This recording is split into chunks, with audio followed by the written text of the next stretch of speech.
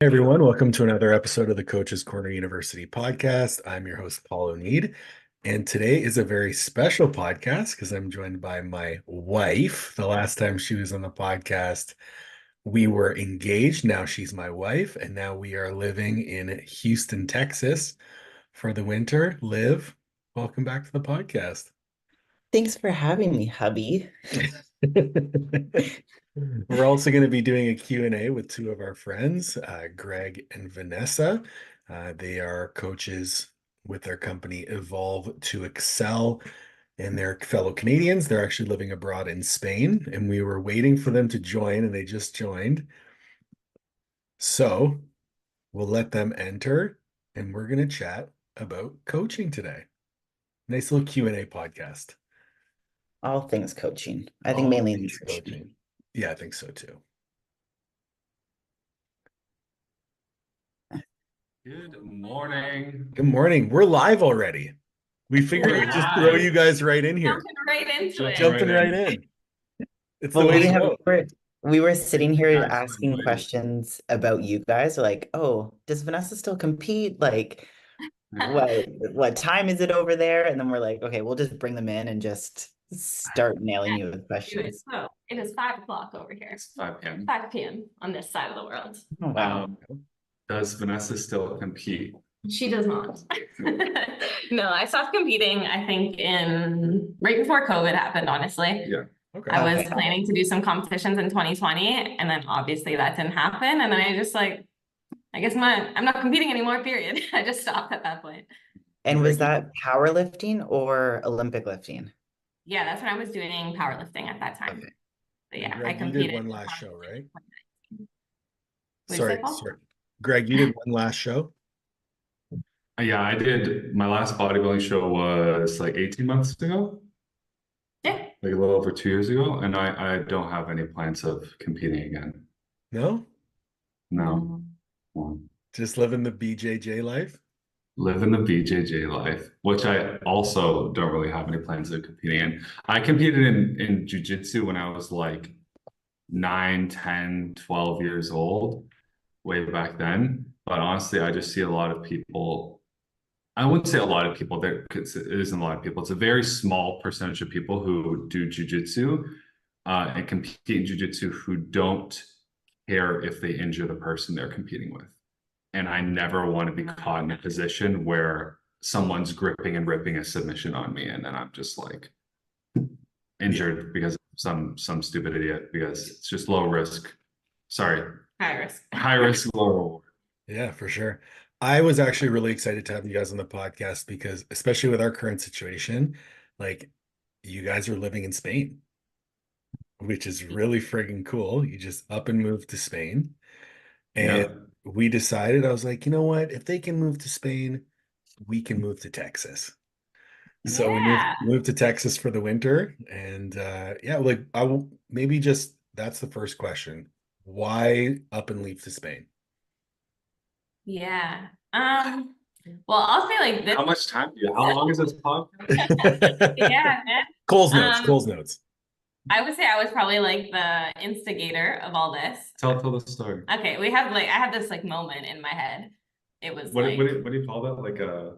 Like a core moment or core memory. core thing. memory, core memory. Yeah. Okay.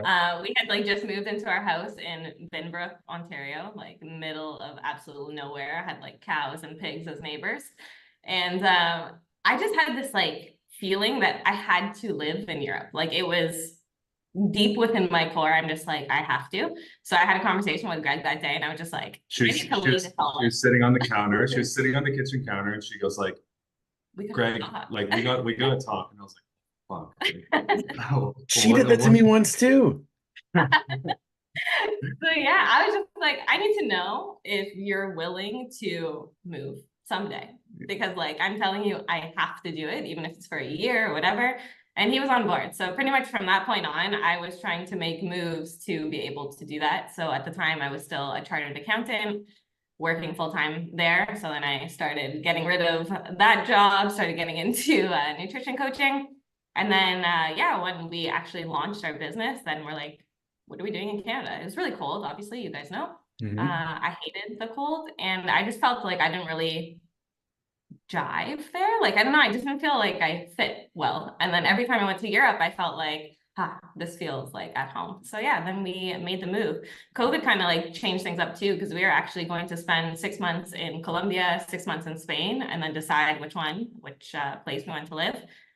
But then we didn't end up going to Colombia because of COVID. So then we're like, you know what, let's just go to Spain. So I have my Italian citizenship, thanks to my dad who did all that paperwork for me. So that made it super easy. And Greg is just lucky to be married to me. I'm along for the ride. It's so funny because on his like resident card here, it says like dependent on, and it has my number here. So it's like, if he ever pisses me off, he's going back. He's going back to Canada. I get threatened a lot. If lost, please return to Vanessa. Yeah, Exactly. exactly. Yeah. It's so funny. The conversation, hey, we need to talk.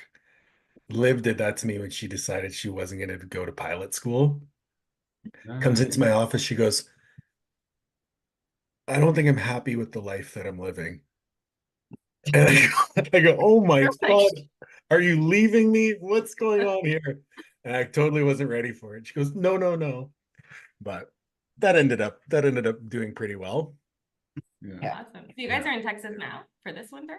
Yeah, we got here on on January 14th. Yeah. Nice. Yeah, How are we you guys drove- liking it? It's great. I love it. Liv? It's a nice change. I like Yeah. being away from the cold. People are a little bit friendlier down here, I find. Gyms are cooler and nicer. But that's another question about European gyms, because every time I've been to Europe, they have not been great. So We went from Pure Muscle and Fitness in Burlington, Ontario, which is literally the nicest gym I've ever been in my entire Yes. life. We went from that to these European gyms, which I mean, you can't say European gyms because there are a lot of countries in Europe that have like killer gyms, but Spain is not one of them. At least not where we are. Good ones. Because with the gym that we go to, I consider like the best, most well-rounded gym in the city, and it's trash. It's loud. what's the whole fitness industry like in Spain, let's say particularly? I would say like Europe as a whole is probably just a few years behind North America. Spain specifically, like just some of the things we've heard is just like, let's say nutrition, because that's what we're most familiar with. That is, let's say like 10 years behind. So they're like still not really, there's no coaching involved, I would say. It's more like here's meal plans or like here's foods you don't eat and things like that.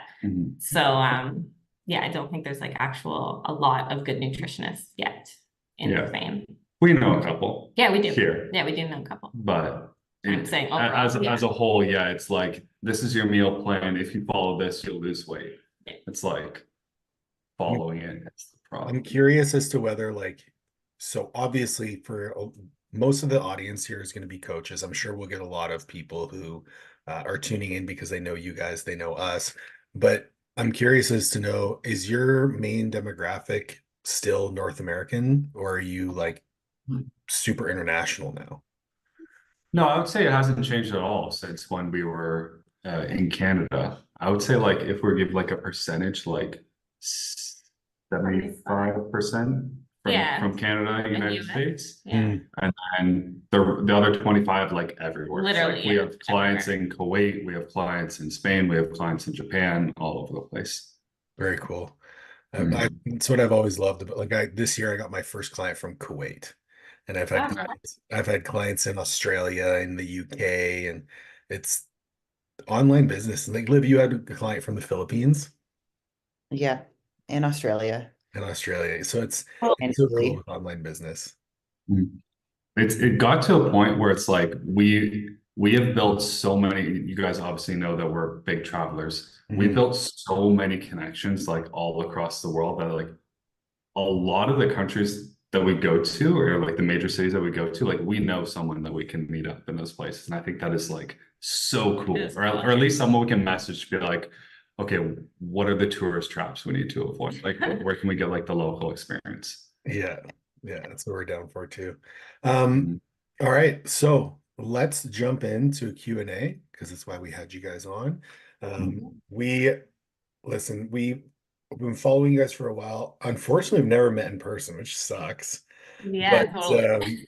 yeah, but obviously following your content, the values in terms of coaching and coach athlete relationship and philosophy definitely align. So I'm really curious to hear you guys speak more in long form about the things that you do and you believe in. The first question that I think we could jump into and be really interesting is, how do I accept that my training and my physique are not what they used to be when I'm not what I used to be? So for Mm. context, this is a 50-year-old woman who used to compete in physique bodybuilding at quite a high level. She's now a mother of three and struggling to enjoy her training because she can't push as hard as she used to. And also she can't look like she used to because she's not able to prioritize herself in the same way. Yeah. Vanessa? Well, I would think like the first thing is that you have to recognize that you're in like completely different stages of life, right? And you need to have some compassion with yourself because the results that you got when you were 20, 30, 40, whenever it may have been, your life looked a lot different in order to be able to achieve those results. So if you are now at the point where you are not able because of, life responsibilities, things like that, or not willing to put yourself in that same position to do those same behaviors, then you owe it to yourself to have more realistic expectations, right? Because you're just going to keep beating yourself up when you're not willing to even do what it took you to get there, which understandably so, because life changes. You're not going to have the same goals at 20 and 30 as you do when you're 50, for example. And it's also accepting like we have 24 hours in a day and we have a certain mental and physical capacity to do certain things. And if this person, I think you said they have kids now, Yeah. that comes from something, Yeah. that comes from the 24 hours of your day. That comes from your mental and physical abilities in a day. We need to understand that when we add those things to our plate, that has to come from somewhere. It isn't just like you're adding something, you're also taking something away. Yeah. So there needs to be the give and take, or understanding at least of the give and take. When it comes to what you said about her feeling poorly because she isn't able to push herself to the same extent that she was before, something my coach brain perks up when I hear that this person isn't paying attention to how training and how living the healthy, balanced lifestyle that she lives makes her feel. Like when I'm hearing someone who's getting very motivated at just seeing the number go higher, just hitting certain numbers in the gym, what I'm hearing is someone who isn't paying attention of the inherent satisfaction they get from putting those workouts in, how good it makes them feel, and paying more energy and attention towards those things. Because that is the fuel, that is the motivation, the intrinsic motivation that is going to continue them down that path and follow through with those behaviors more and more over time. Like that. Liv? I think too, it could be holding on to a certain thing that was going on in her life during that Oh, stage, well, like yeah. certain emotions and actual internal happiness that she felt at that body weight or that physique. But it wasn't the body weight or the physique that was bringing the happiness, it was something else. So that's what you have to be searching for, not the external Yeah. package, the I didn't internal. even think of that. That's super valuable. Vanessa, I like what you said about, are you able to or are you willing to? And those being two different things. And Greg, you mentioned the, adding versus subtracting. And something that I like to always bring people back to is that there's no matter what decision you make, there's a trade-off. Right. So if you might be willing to do, say in her situation, you might be willing to give 3 hours a day to your training, but the trade-off is that you're not able to be as good of a mother as you want to be. Exactly. So are you willing to make that trade-off becomes Mhm. the question. And you guys framed that perfectly. The next question is, what's been the hardest thing for you to learn as a coach? Ooh. I would say for me, the hardest thing to learn was combating my writing reflex, which I think is something every coach needs to do. When we first get into coaching and we first get into helping people, we have a tendency, a bad habit of immediately jumping to the solution.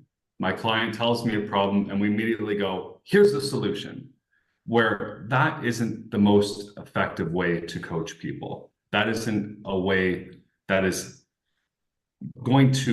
likely to lead to the outcomes that we're expecting for our clients or that we're wanting from our clients, because our clients need to come up with the solutions that are appropriate for them.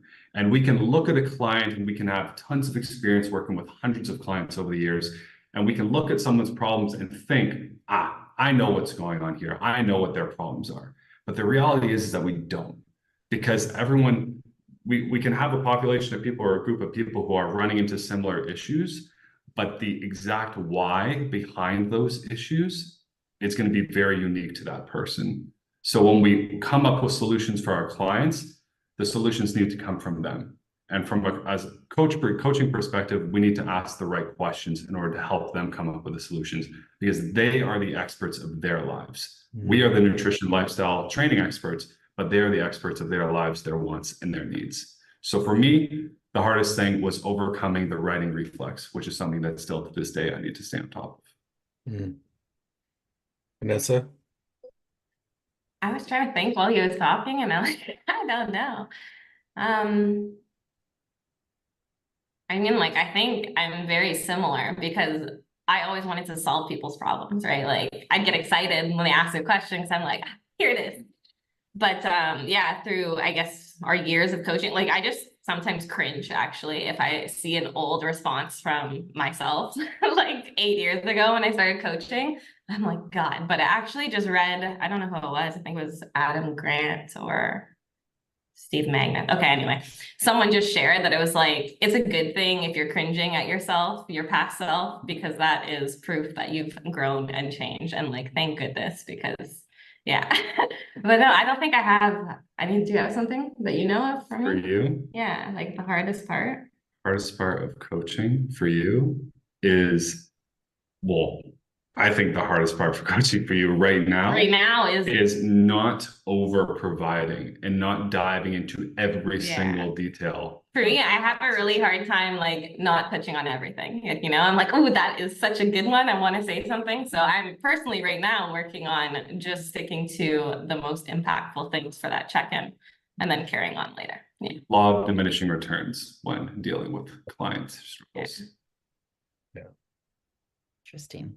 Do you find the more people you've worked with, you're able to pinpoint what exactly they need? Like you're able to like read between the lines of their check-in responses so that you're not like, here's the solution, but you're able to kind of collect all of this. So I think, yeah, we've become better at identifying certain word usage, certain phrases, how things are communicated towards us, because that often gives us a lot of clues and hints of what's going on with that person. So like someone saying, oh, I hate mornings, I could never wake up early. That to me is showing me, you know, some fixed mindset talk for that specific situation. And that allows me to maybe ask some questions like, you know, have you ever enjoyed waking up early on the morning? What about Christmas morning? You know, what about the morning before a travel day? And that just brings some context to that situation to help them see that, oh, you know what, maybe I don't hate all mornings. Maybe it's, you know, what I have to work. So then we can figure out, okay, how can we make that morning for you more enjoyable, for example? But yeah, so I think it's more so kind of like paying attention to the words they use and the way in which they are saying things to help understand kind of what they need. Mhm. I'm laughing because mornings are Liv's favorite. I literally have like a perma like grumpy face until In the about like morning. 10. Yeah. That's funny. Yeah, I'm the big morning person around here. I think the hardest thing for me to learn as a coach There's two things. Number one is that I'm very type A, and if there's a right way to do things, there's a right way to do things, and if there's a wrong way to do things, there's a wrong way to do things. But that doesn't work in the real world. And took me a lot of learning on my own, even for myself, to learn that it doesn't work with me. And using all the tools in my toolbox, depending on the context. And at this point, I've worked with a lot of people, and it just becomes much easier to accept that there is no right and wrong. It's whatever works is what works. And the other one is something very early on is I lacked empathy big time. It's like, if I can do it, you can do it. And that's just completely asinine, because I am willing and able to do a lot of things that a lot of people can't do and won't do. And that's totally okay. So my ability to empathize is actually what I would consider to be a very big strength of mine now. But it was probably the hardest thing to overcome in the beginning. For sure. I think that's probably like the case for a lot of us too, especially when you start coaching kind of like when you're younger, maybe in your early 20s. It's like you don't really know what challenges and struggles other people face. But now it's like we can see, you know, we're very privileged. We have just us. We just work from home. We can go to the gym any time of the day. We don't have children to take care of. It's very much so like what I want to do, I can make it happen. Whereas like a lot of our clients don't have that luxury. Yeah. the population bias too, right? Because like I started coaching competitors. Yeah. Competitors will do whatever you want. You tell them to eat shit, they'll eat shit. But Yeah. once you start working with normal people, real people, that doesn't happen. Yeah, with your experience in becoming more empathetic, I feel like most coaches, you start on one side of the spectrum or the other, where you don't have a lot of empathy and you are naturally more of, I would just say, like a hard ass coach. I don't know how else you want to put it. Or you start having way too much empathy and too much compassion almost to a fault, and you don't have the ability where you're letting things slide. where you're letting everything slide, and you don't have the ability to give tough love when you need to give tough love. And I think most coaches, almost all coaches, are going to fall on one end of the spectrum or the other. And then in order to become a better coach, you need to bring yourself more into the middle between those things. And coaching is inherently like unnatural. You know what I mean? It's like I've been coaching full time for years. I've worked with literally over 1,000 clients, and still I will sit down and open up a check-in, and I'm like, how do I respond to this person? Like I'm needing to sit there and really think about what words I'm going to use and how I'm going to approach it from a behavior change perspective, because communicating in a coaching way is inherently unnatural, and us as coaches need to remind ourselves of that. It also depends on the person that you're talking to as well. Knowing them, if they're going to take that message, whether they're going to take it harshly or be open to that feedback. Yeah, totally. Sure. I think that's like a part of the art of coaching too, right? Like knowing your audience and kind of adjusting your language for that. Totally. It's like I can communicate with some people completely different than I communicate with other people. Yeah. And if you switch it around, they'd be like, whoa. What the fuck is this? Yeah, I would say the hardest thing that I had to adapt to with coaching was trying to find balance with how much I give to myself versus my clients. Because there's times where nutrition is also obviously very psychological. And when there's a lot going on with them, I find myself pouring too much from my cup into them. And then it leaves me drained, and I'm not able to give them the support that they need. So learning how to find balance there, and kind of similar to you, Vanessa, not giving them so much, just touching on the big picture and the most important things, so that I still have some left for myself and for the other people that for sure. I was about to say, can you relate to that? Yes. Yeah, I need to do better with, boundaries and things like that for sure. Okay, I have a hilarious follow-up question to that one, because that got pretty deep. What's one of the most ridiculous strategies you ever used with a client that worked? I have one at the top of my head, so I can go first if you want. Yeah, you go first. Let me think about it. I overtly fat shamed one of my clients, and he lost 60 pounds. Oh my God. Please explain. Yes. He was just being, I knew the type of person that he was, a very high achiever. He's a CEO. And I was, empathetic and trying to do all the normal coach things. And finally I got him on a call and I was like, can I be honest with you? He's like, absolutely. That's why I'm working with you. I want you to be honest with me. I'm like, you are being fat and lazy and making every excuse to continue to be fat and lazy because you're scared of what it means to lose weight. And he was like, yes. And so I continued to just lay into him about him being fat and lazy. And over the course of a year, he lost 60 pounds. Yeah. And he still has kept it off to this day. Listen, embarrassment, shame, all of those emotions, while they may not be the best tools for us to use as coaches, Yeah. they are powerful motivators. Like, we cannot deny that they are powerful motivators for people. It's like, when I think those are like generally the short-term motivating factors, Yes, right? And then as 100%. coaches, we try to show them the compassionate side, Yes.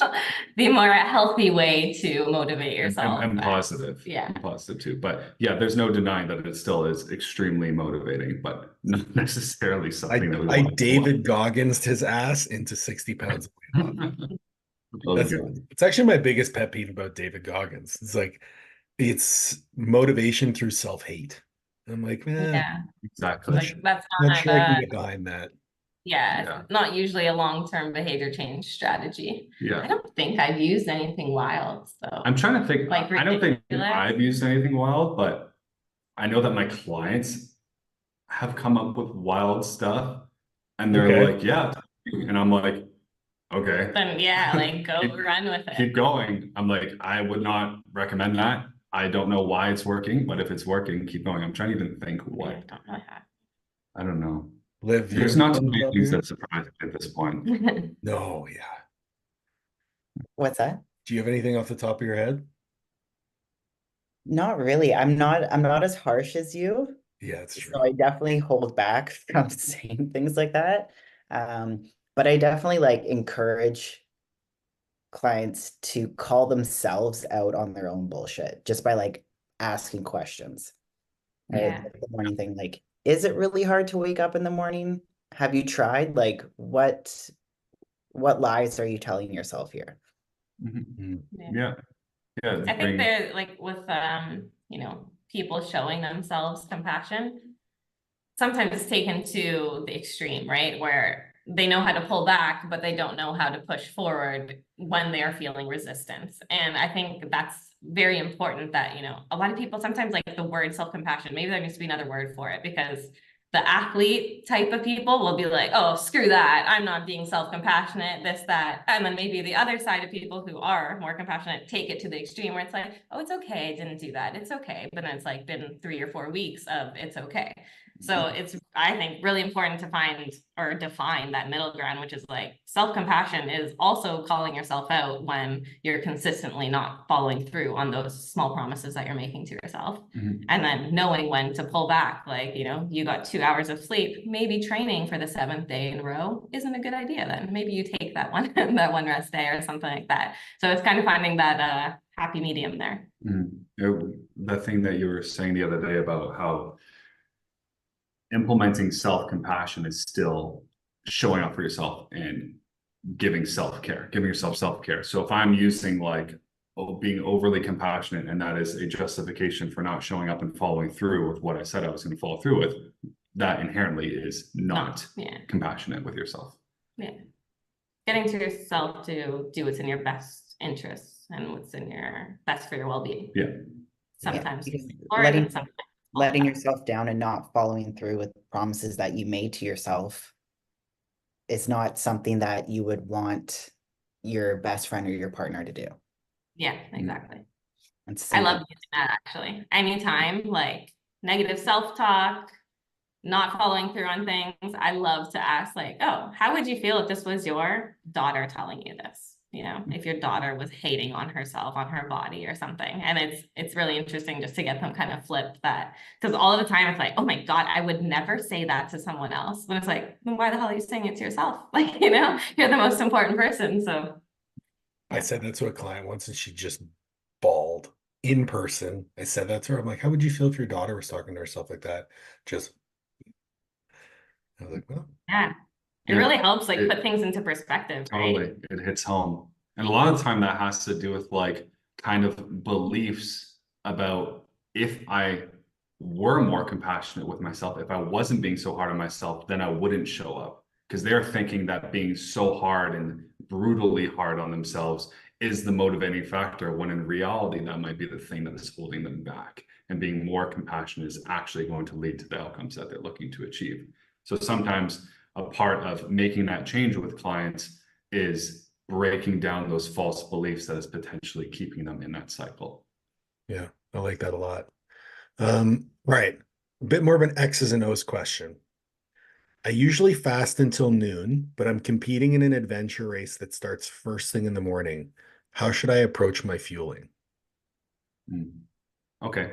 Well, we know that training fasted is not beneficial for performance. There's a lot of people who prefer to train fasted, but that is because they have not trained their gut yet in order to handle that food that early in the morning or immediately before exercise. So if he is used to training, or sorry, fasting until noon, but he has this competition first thing in the morning, it is important that he trains his gut to be able to handle that food at that time of day and that close to his training session. So there should be a gradual process to get there. I think laying out what the ultimate goal is of how much he wants to consume, pre-race, pre-event, whatever, and then taking small steps to get there. So that could be something as simple as starting to rehydrate really well first thing in the morning and not adding any calories in. And then after that starts to feel comfortable, then we're adding a very quick, easy digesting carb source like a small glass of fruit juice. And then when that starts to feel comfortable, then we make that a little bit more complex and heavier carb source. Then when that starts to feel comfortable, then we start to add some protein in, etc. And then you get to a point where we are covering carbohydrates, protein, and hydration first thing in the morning. Yep. I like that. Any other things to add? I got a couple things. I would just ask, well, what time is he doing his training now? How many meals has he gotten in by that point? How many calories has he gotten in by that point? And trying to replicate that and shifting it to earlier in the morning before that race. So he's the same fuel going into the race, just earlier now. Yeah, Yeah, that's a for good sure. point. I'm big on, if you're training first thing in the morning, that meal before you go to bed is going to be very important. So I would Yeah. agree. I would agree with Greg's strategy in that, like, you got to kind of taper in the hydration, the calories, and then the density of those calories as you go. But that meal before bed, placing a higher priority on that. And there's also, I would try to educate and kind of reframe the idea of training fasted, because there was at one point when keto was really popular in the endurance community, like, I'm going to train fasted, I'm going to be fat adapted, and then when I go to compete, I'm going to dump a ton of carbs on this thing and we're just going to fly. And what ended up happening is, and because you're training fasted, you're not getting as much of a training stimulus. So you're not able to accumulate as much fitness. And so your competitive advantage is kind of dropped off. I would educate them on that and start off, like, typically when training for endurance events, people will only do one longer session per week. So I would use that one as the one I would play with Yeah. in terms of the fueling strategy. And I would really hammer hydration, like different different frequencies and volumes of salt and water to see what feels best for them over the course of the 8 to 12 weeks pre-race. Um, and then depending on the length of the race, you could look at intra race nutrition as well as a means to kind of bridge the gap between those two things. For sure. Totally. Yeah, hydration is huge though. Like I don't think Oh, no, yeah. any athletes really understand just how crucial it is to their performance. And I have so many clients that are athletes. So now I'm using that as like some motivation to get them to drink water. Because if I'm just like, it's important for your health, no one seems to care. But I'm like, your performance is impacted by 20%. Yeah. Okay. If you are not hydrated, I think that gives people a little bit of a kick in the butt. Yeah. The stats on hydration and performance are pretty wild. It's like Super 2%. Yeah, 2% dehydration, which isn't even enough to make you thirsty, can negatively impact your performance by 20%. Yeah, it's like if you said anything else is going to have a 20% increase on your performance, people would be losing their minds. Yeah. Be like, how much money do I need to pay to get this thing? It's like, drink more water. The most performance declines in physical activity are due to acute dehydration. And I actually saw a statistic yesterday. I knew that this was true. I just didn't know the actual statistic, and nor can I remember it off the top of my head.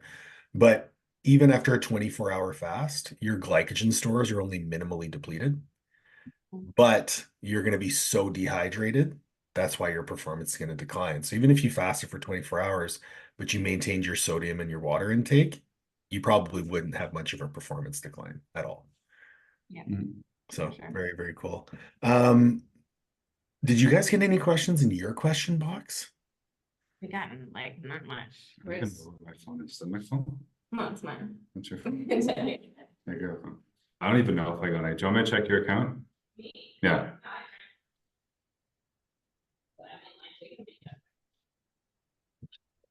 We can make up our chit chats. I was saying before we started this call, I feel like I know you guys so well, but this is the first time we've actually like spoke to each other. Have a conversation. I know. It's been were you guys at hybrid at the same time? You and Liv? No, I think we were like just swapping, right? Like as we were leaving, you were coming. Yeah. I think I was maybe one of the replacements that came in after you guys left. Yeah, I think so. Yeah, you might have been on one call that we like all had together, but then we went our own way. I think it's so cool how the internet can connect people, and like even just through the way that you speak in public and the way that you present information, you know, like, hey, like that's my person. Like that's my kind of people. And that's why honestly I love podcasting so much, because it's a great excuse to hop on and chat with cool people and learn about them and have these nuanced conversations that honestly when's any other actually I'm speaking to the wrong people, but usually I will say, when's the last time you sat uninterrupted without your phone for an hour with somebody? And I'm like, I do that all the time with my wife, and I do that all the time with my friends, but podcasting is just a great excuse to just put everything aside and have a conversation about something. Yeah, for sure. I agree. It's really cool. Actually, we were just talking about that with like the nature of our jobs. It's cool that we can just meet different and cool people like that do the most crazy shit ever. But Greg specifically just had a new client sign up, and go ahead anyway. I just got this new client like a couple days ago. Yeah. I was on a free video consult with him, and I'm just like, tell me more about you. Like, what's your life like? This guy is an international DJ. Okay, but wait, you have to say how it started. What? How old? Oh, he's like, oh yeah, he casually mentioned that he has 16 years of DJing experience. And I was like, oh, okay, you look pretty young. And then he mentioned later he's 25 years old. And I was like, whoa. I was like, you said you had 16 years DJing experience, but you're 25 years old. He's like, yeah, I started DJing when I was like 8.5. And I got a paid gig. I feel like his first paid gig when he was 8.5, and then he sold out his first like entire event when he was 15 years old. And I'm just like, what is going on here? And that's I'm gonna start Googling like child prodigy DJs. Yeah. And that's just like one example of like this incredible people that we meet through this job. Yeah. Whereas you have like your other client that does the horse saddles. Oh yeah, Ben Geisler. He's a horse saddle prodigy, like one of the youngest people in the United States doing it. Like his Instagram is wild. He has got like tons of views. 300,000 followers or something like that on IG. I don't know, and he does custom made like horse saddles. Yeah, it's really cool. But yeah, I love like meeting, and I think that's why I love traveling so much too, just like experiencing different ways of living. Like I love hearing other people's stories, like sounding like my dad now. It's awesome. Yeah. My dad, first thing when he meets something, tell me about you. Where have you been? What brought you here? Like he wants to know everyone's life story. I love that. Liv did a lot of traveling before we met, and I actually admittedly had never been outside of US and Canada until Liv and I went to Panama. Oh, cool. We're going there in March. We're going there actually. So cool. So where Where have you been since then, Paul? Um, well, we went to Jamaica for our wedding. We did a cruise, which we went to Jamaica, Bahamas, Grand Cayman, and Turks and Caicos. No, yeah, yeah. Um, which was just a really cool. Being on a boat and just seeing blue around you, you feel very, very small. Yeah. Yeah. Also gaining 12 pounds in a week I highly recommend that for sure. Um, and then we have a few other trips planned. Like, I mean, we moved to Houston for the winter. We've been to Miami a couple of times. We went out east. I'd never been to the east coast of Canada, so went and visited the east coast. And we're going to go to Europe this summer on our Yeah, I was honeymoon, gonna say, official Europe's gotta honeymoon. be up there. Oh Cool. yeah. Do you know where you're going in Europe? I really want to go to Croatia. Yeah, Mm. nice. We went Live. there for our honeymoon, actually. Oh, Yeah, where have you been, Olivia? Um, I did a little backpacking trip in Greece, Italy, France, and Spain. Just kind of like hitting some places along the Mediterranean. I've been to Chile, Costa Rica, Ireland. Um, hmm, I think some other places, some other Caribbean places. Uh, but I think that's it. Yeah. That's awesome. Yeah, Nice. really cool. I'm I definitely. excited. I'm excited for Paul to have his first like legit culture shock, like Yeah. somewhere. I Well, I did think you're, though in Panama. Oh, yeah, yeah, Panama, yeah. yeah, it's much Yeah. different. But even so, I think we can get more. We can get more of a culture shock. Like drop Paul in the middle of like Taiwan or something. And be like, whoa, what the hell? I feel like I would stick out like a sore thumb. Oh, That's 100%, this guy 100%. That's me everywhere we too. travel. Yeah. I always stick out. I stick out here, Yeah. man. You do. I, The funniest was like him in Colombia when we were there for like 2 months. Yeah. Because I like fit in, pretty much look the same as everyone. Everyone's speaking to me in Spanish when I'm by myself. But then when I have Greg with me, he like towers over the men there because they're all like pretty petite overall. Yeah, Just, that was when yeah. I was at my absolute biggest too. I was like 112 kilos, and we went to this like small Colombian town, and I'm just like, boom, Yeah. walking through. Literally, everyone at the tables are like, Everyone was staring at Like, him like he was "What is like this guy Godzilla doing here?" coming through. Yeah. that's When so you guys moved there, did you start using like kilos as body weight? I always use Yeah. kilos. I think Oh, since really? I was weightlifting. Yeah. So I've used it forever, but yeah, they do use, Ever since we started weightlifting, we've yeah, been use like kilo plates and stuff. full Yeah. kilos. And I think definitely like Olympic weightlifting versus powerlifting, they definitely use kilos all the time, whereas powerlifting, you always see both. Yeah. Depending on the federation. Speaking of powerlifting or lifting, Mhm. Olivia, we were talking about your insane quad picture you posted. But yeah, Like, I was saying to Greg, I'm like, if I didn't know how muscular she was, I would think her legs are photoshopped. she's exactly I'm like, they don't even look human. Like that's wild. wild, absolutely Yeah. mirroring the quad gains. Yeah. But funny thing is, like the dialogue right as I was taking that picture, Paul's standing right beside me. I'm like, my quads don't look good in this picture. Oh my God. That's like you though too.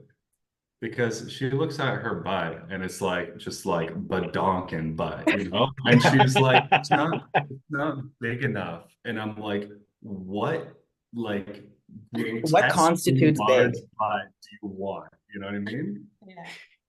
I Dude, mean, to I be do. fair, we do the same shit. Yeah. It's just like, man, I just get frustrated with how slow muscle gain takes. Yeah. And how much work is required on my part. It's like I can't do it anymore. Like now my goal is to maintain my muscle mass because I'm getting older and I can't train. Well, yeah, I am getting older, man. But like I can't train like I used to. Like when I was powerlifting, I was training like No, we are getting three. older. Yeah. She sneezed last night and hurt her neck. Because they got you. Oh, Awful.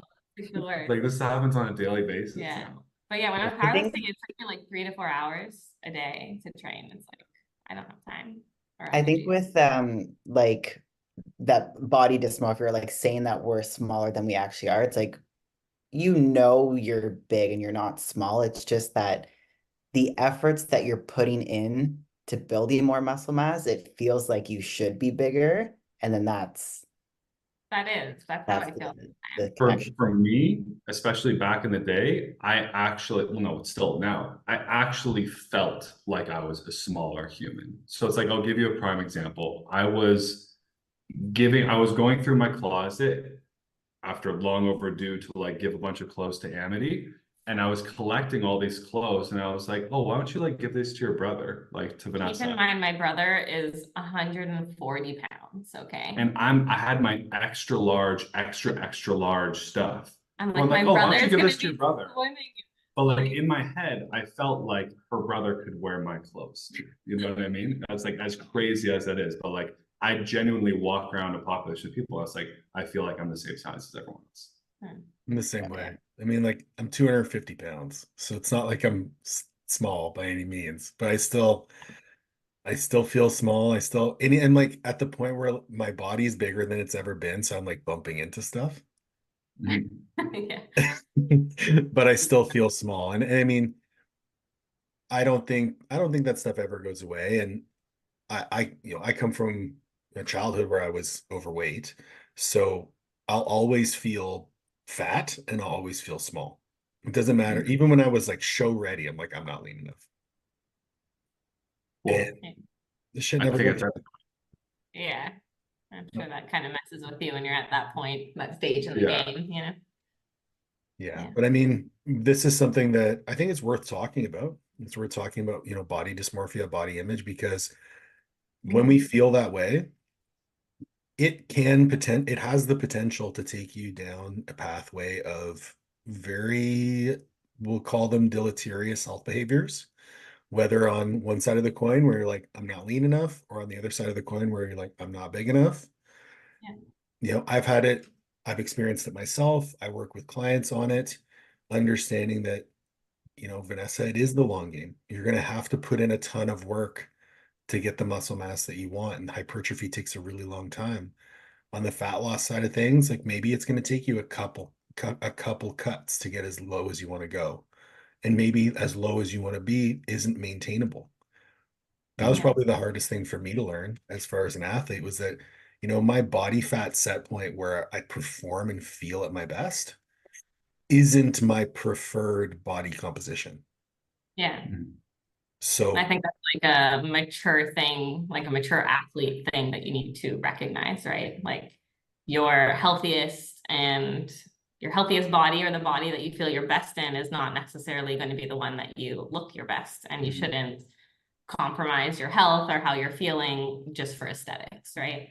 And it's also important to remember that like your optimal, especially when we're talking about performance and health, your optimal body composition is going to be completely different than someone else. And I think like always the comparison I always show my clients is Camille LeBlanc-Bazinet versus Tia Claire, oh yeah. both cross games winners, completely different body composition. Mhm. And I work with clients, especially female clients, who say like, oh, I don't feel I have the body that represents the work that I put in the gym. I'm like, Oh, that's a powerful statement. what does that look like? Yeah. It's like that does not have one look. That looks different for everyone. Mm. Yeah. But to like the body image thing, like I feel like a lot of people think that, if you have a deemed, like perfect body, you don't struggle with body image. Or if you're a coach, you don't struggle with those things, when it's like your body literally has nothing to do with the body image struggles that you have. Someone who can be super lean has body image issues, but then I feel bad because like there's people saying, oh, like what do you have to, worry about? Or like, oh, why are you struggling with that? Because they think that, oh, that person has a good body. But what we like to bring attention to as coaches is like a lot of the behaviors that we do as people that can impact how we feel about our body image. So if you're constantly walking across the mirror or walking by the mirror and checking yourself out, lifting up your shirt, if you're constantly like pinching at your stomach or something, or negative self-talk, it's like all of those behaviors are going to create a negative body image no matter how amazing your body is in actuality. Exactly. The behaviors feed into the image, not always the other way around. And that's why, you know, it's important to practice body image positivity, which, long story short, means that Flexibility. body image flexibility, where, long story short, it means that if I have a negative body image thought, that's okay. Let's recognize it as a negative body image thought. Let's categorize it as something different and not just a thought. And let's not follow through on what that thought is trying to get me to do. Because as long as we can identify it as a negative body image thought and we don't let it influence our subsequent actions, it no longer has power over us. I communicate that similarly, but in a different way, and just make people realize that it's a feeling that's coming about. You're not fat, or you don't have these physical things, physical traits. It's a feeling, and those feelings are fleeting and it will pass. So when you kind of detach it from your external image and understand that it's just a feeling and it's going to pass, it helps people understand that and recognize that it will go. And you're categorizing it as something different, you know, that the negative body image feeling, negative body image thought, like it's something different. It's not reality. It's not true. It's this like, different thing. Part of you. Yeah.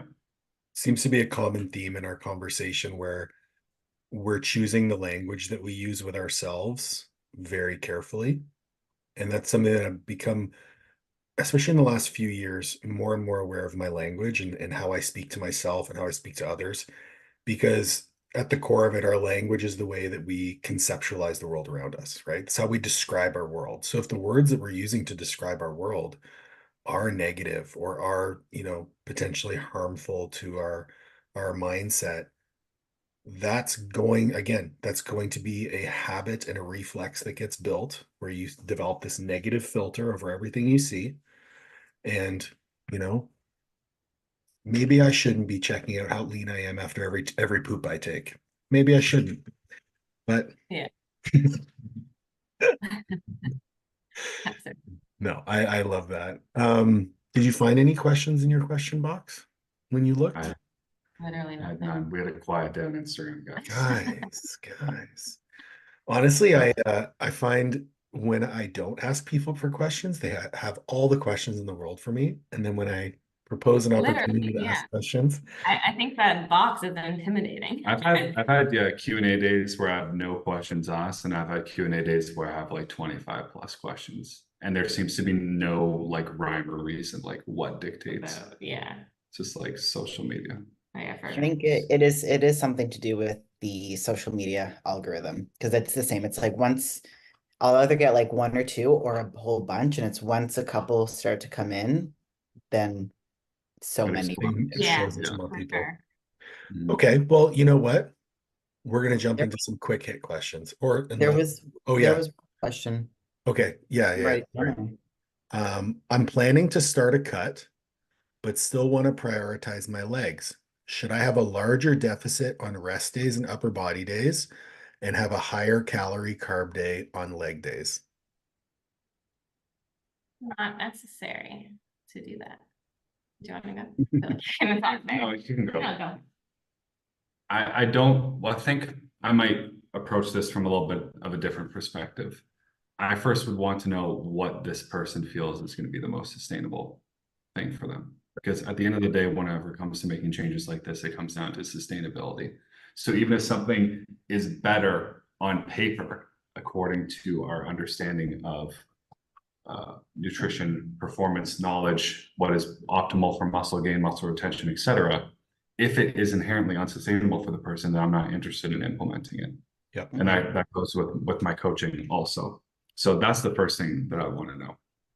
But no, I don't think it is necessary unless the higher calorie intake and higher carb intake on those training days, because of the deficit that they're pushing, is going to give them so much more energy that they're able to perform better during those sessions. So maybe a little bit higher calories on that day, or a refeed on that day, but I don't think there needs to be any extreme change. That can be something as simple as I mean, like I 50 didn't- grams more carbs or something. Yeah, I didn't remember the full question, but if this is just like a normal deficit for, fat loss, then I would just also reduce the extreme of that deficit and make sure that you can still perform well and live well and feel good. Because then you don't need to do anything drastic. I would say at the beginning of a fat loss phase, your calories aren't low enough to need to do that. So you'd still have enough energy intake to support those leg days. And then you also want to think about too the fatigue that would accumulate from the really low days. And you're not going to be able to offset that with the food on your higher calorie leg days. So you're just going to accumulate this fatigue anyways that you're not able to come back from. So I think getting deeper into that deficit, maybe you just increase your energy output on your rest and your upper body days. Keep the I think food. honestly, like the biggest thing here is someone's mindset too, because some people go into a fat loss phase and are like, oh my God, I've lost all my strength, I've lost all my muscle, and then they start performing differently in training. Whereas there's other people where it's like, okay, I just removed however many calories, and they go into their training sessions just like normal. And it's totally like fine. people train like they're on a diet. Yeah, like and in my personal experience, every time that I have been in a fat loss phase because I'm trying to make weight for competition, those are like my highest numbers ever. Like I've never had my performance impacted from a calorie deficit ever. Yeah. I think so. If I'm going to take a bit of a different approach, just to add contrast, I really like looking at the weekly average calories as the means for looking at the calorie deficit. So, in my opinion, as long as at the end of the week your average calories are at a point where you're at a deficit, it really doesn't matter day to day where those calories lie. If you want to maximize every possible opportunity for muscle retention, performance, stimulus, etc., yeah, you'll probably want to have higher calories on those days. What I would probably do is at the beginning, I wouldn't care. As the deficit gets so large, now you're accumulating more systemic fatigue. Now you could look at those, let's say 2 leg days a week for a bodybuilder, male trying to prioritize, or maybe, if you're a female physique competitor trying to prioritize maybe 3 lower body sessions a week, you pick your 2 most important ones. And I would actually treat those days like a diet break. So I would be in a much stricter deficit on the other days and then bring those calories all the way back up to maintenance for those 2 days of the week. So you get into like a 5-2 type of diet split where those 2 days are separated. That's where I've actually found the performance decline can be mitigated to some extent, even if it is just a mental break from a deficit. The issue is with that, and people who've dieted for long periods of time will know, if you have those 2 days of higher calorie intake, the days that you are lower, you will be significantly more hungry, which will make the sustainability much harder. Yeah, for exactly. Sure. And let's not forget caffeine. I mean, caffeine, clenbuterol, all the, all the fun stuff. Extra coffee on the leg days. Nicotine yum. In any case, I like to finish our podcasts off with some ridiculous quick hit questions. Are you ready? I'm ready. I'm scared, yeah. Who's the better cook? Ooh. No. Yeah. That is Who makes fresh pasta? Yeah. Who makes pesto? Who makes pizza? I will say that Greg cooks more frequently, but I don't think he's better. Bruh, that's like saying like I just haven't proven my skills yet. Quality, quantity. Quality, quantity. Okay. Yeah. He's good. I'm not saying he's not. Coffee, espresso. Pick one. Espresso. Wait, can I have milk in it? Because my answer changes. Okay. Yeah, Then espresso with milk. If it's black, then filter coffee. Yeah. But he is like a super coffee snob. I know. I'm like, I live vicariously through Greg's coffee. Well, if you guys come to Europe, we will gladly make you some coffee at our place. Here's the thing with coffee for me. I love a nice cup of coffee that's like, the fair trade, shade grown, blood diamond coffee. Love it. But I have zero desire to weigh my coffee and measure my water and do the whole thing. And I understand the meditative part of it and how it's like the routine. I get it. So that's why I'd let you do it and I just watch it. Yeah, That's good. that's fair. Hey, the best cup of coffee is the one that you enjoy. Fair. That's Greg when he's trying not to be a snob. Yeah, exactly. What's your favorite place that you've ever visited? I hit a big milestone this year, or last year, and I got to 40 countries that I've traveled to. Holy shit. That's heavy. It's a really tough question. Can we give you like a top 3? Sure. Yeah.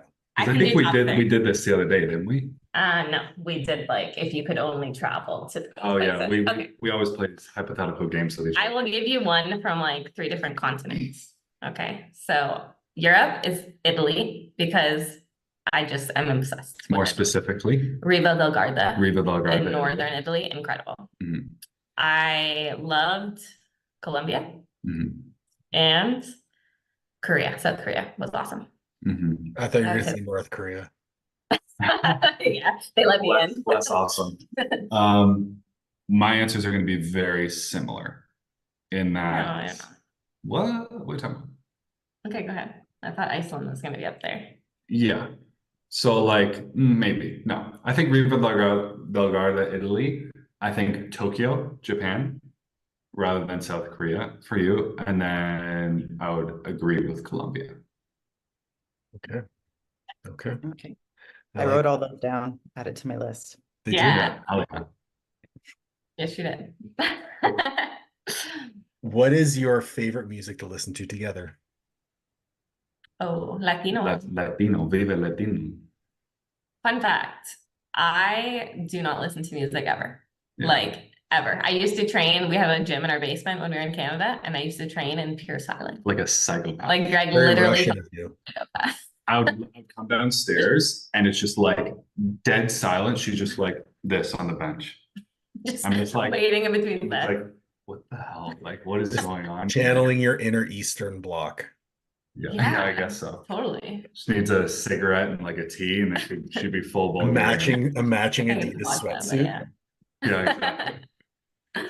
Doug, do you have any ridiculous questions that you would like to ask? No. No? Okay. No. Tell us a little bit more about your company, what's coming up for you guys. Do you have anything big planned or any next steps? Our company. Well, That's Evolve to Excel. that is Yeah. actually it's Evolve to Excel. Sounds like We are the co-owners of Evolve to Excel Nutrition and Performance. We specialize in one-on-one nutrition and lifestyle coaching, helping our clients get from where they are to where they want to be. Work with a wide range of people, from athletes to people just taking their first steps into all things health and fitness. And we leverage evidence-based techniques along with behavior change techniques to get them the best results possible. What is coming up for us? Well, we just actually finished a course. We just made a course to, Awesome. yeah, it was kind of something that I think is kind of missing in the industry right now, but we are essentially helping people build consistency with their habits. So helping them break kind of that all or nothing thinking, yo-yo dieting. And yeah, it's kind of a problem solution type course. So we have like 5 examples from our years of experience with our clients, like the most common areas where all or nothing thinking tends to pop up, where people say, you know, screw this and give up on their goals. And we provide them with some, mindset and behavior change tools that they can implement right away to help them build that consistency and kind of get off that I'm on and I'm off the wagon type thing. That was one of the cool things we're working on. Yeah. And then we just actually hired a new coach in December too. Awesome. Good for you. I was going to say, I thought that you just brought a new coach onto your team. So that's a big. Yeah. We need a bit more capacity to grow the business a little bit more. So like we were saying about health and fitness, that's got to come from somewhere. So we have a new coach so that I can do some more business things in the back end. So yeah. Awesome. When's the Sure. course launch? We just launched it a couple of weeks ago, so it is available. It is priced, I think, quite low, all things considered, given the value, because we wanted to create something that is a little bit more accessible for people. We know not everyone, has the privilege to work one-on-one with a coach. We know that is a little bit more of a luxury service. So having this course was a way for us to be able to help more people at a more cost-friendly way. Love it. I love it. Guys, thank you so much for joining us on the podcast. This was a lot of fun just to catch up and pick your brain on a few things. Thank you for having me. Hope that we can do this again in the future. Absolutely. This is our first podcast ever, so we just popped our podcast chair. What? Yeah, we've never done a podcast before. You've done. Wait, did I do you've one? done one, yeah, but I forget. Someone. Oh, I did one with Christy. No, okay. This is her first one. Yeah, it's my first. Sorry, I'm very experienced, guys. Yeah, this is great. And it was very nice to actually speak to you guys for the first time. It was exactly how I imagined. Oh, perfect. We didn't overpromise. No. Awesome. Well, thank you everyone for listening. Please make sure to like, share, subscribe, and ring the bell for notifications. If you do have any questions, it is my goal to bring on an expert in that field to answer your questions. So drop them in the comments, and we'll catch you on the next one.